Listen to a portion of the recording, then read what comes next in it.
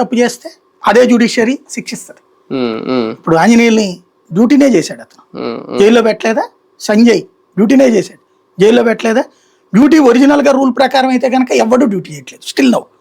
ఇవాళ అధికారులు రాష్ట్ర విభజన తర్వాత 2 తెలుగు రాష్ట్రాల్లో అధికారులు వాళ్ళ డ్యూటీ వాళ్ళని చేయనియట్లేదు రాజకీయ పార్టీ. అదే కదా, ప్రభుత్వాల్లో ఎవడున్నా సరే వాళ్ళ స్వార్థానికి వాడుకున్నారు, ప్రతిపక్షం మీదకి వీళ్ళని అస్త్రంగా వాడుతున్నారు. ఇదివరకు ఏంటంటే రాజకీయాన్ని నాయకులు చూసుకునే వాళ్ళు అధికారుల్ని డ్యూటీ చేయనిచ్చేవాళ్ళు. ఇప్పుడు అధికారుల్ని రాజకీయాలకు వాడుకుంటున్నారు.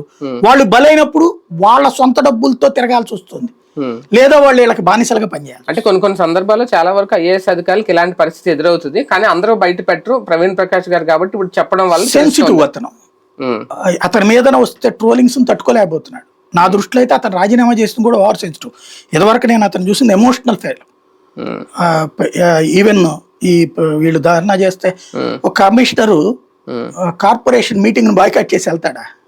వెళ్ళాడు ఇతను కానీ అరవింద్ కుమార్ గాని. మీరు మా అధికారులు మా ఉద్యోగుల్ని తప్పుపడుతున్నారు, మా ఉద్యోగులకు హెడ్ నేనని చెప్పేసి బాయ్కాట్ చేసి వెళ్ళినాడు అతను. From the beginning rules follow అయ్యాడు. ఇప్పుడు ఎక్కడ ఎందుకండి టీచర్ల విషయమే ఉంది. ఏంటి అతను చేసిన తప్పు? చదువుకి సంబంధించి ఇన్స్పెక్షన్ చేయడం తప్ప, నువ్వు చదివించవయ్యా అని చెప్పడం తప్ప, నువ్వు సరిగ్గా చెప్పట్లేదని చెప్పడం తప్ప. నువ్వు అదే ఇప్పుడు మనం ఏమంటున్నాం, గవర్నమెంట్ స్కూల్కి ఎందుకు పంపించట్లేదు మన బిడ్డల్ని? ఎమ్మెల్యేలు, ఎంపీలు, మంత్రులు ఆ స్కూళ్ళని బాగు చేసిన ప్రవీణ్ ప్రకాష్